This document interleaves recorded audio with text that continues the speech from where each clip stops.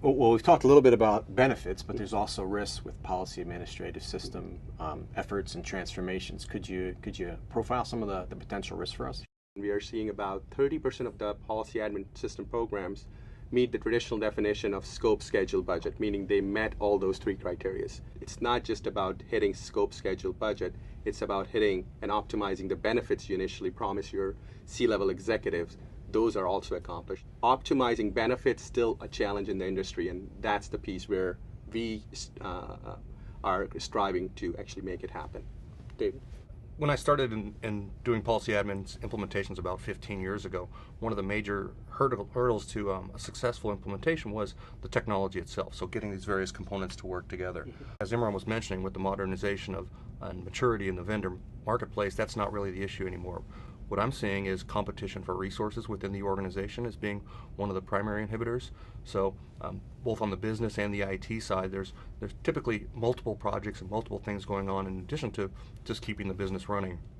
And having good executive sponsorship can help you overcome that by channeling the right resources to the right projects at the right time and avoiding some of those conflicts.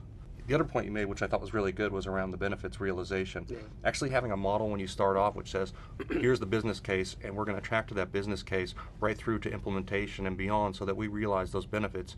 That's the way you achieve them. If you don't have a model in place to track these benefits, then you're not going to achieve them. Yeah, no, that's great. Is there anything else you can provide insight on how to mitigate the risk of transformation efforts like this? One of the things we did is, after doing about 40 plus projects at PwC, we have developed our own framework. We call it PwC Capability Framework of how to mitigate those risks. So initially you asked Joe why there is such a risk out there on executing policy admin program, why only 30% of the projects are actually hitting the mark in terms of scope, schedule, budget, and out of that 30%, only 1/3 are actually optimizing their benefits. So what can we do as an industry to actually improve those optimization results? So we actually put together a framework which actually focuses on two pieces. So PwC has defined a capability framework which is about 10 capabilities to actually make sure that we mitigate the risk of actually executing policy admin programs.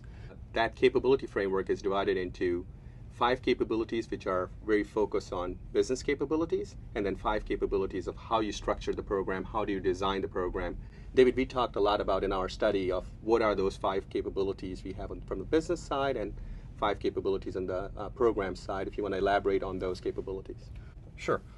When we talk about the functionality that we're trying to deliver, the reason we put this model together is it's broader than just the policy admin system itself. So we cover the functionality that's resident in the policy admin system, the underwriting, the rating, the policy changes, the renewal, all of that's included in the capabilities. But we go broader than that. So we look at the agent and customer experience on the front end, we look at the forms and documents on the back end, we look at the analytics, we look across the entire spectrum.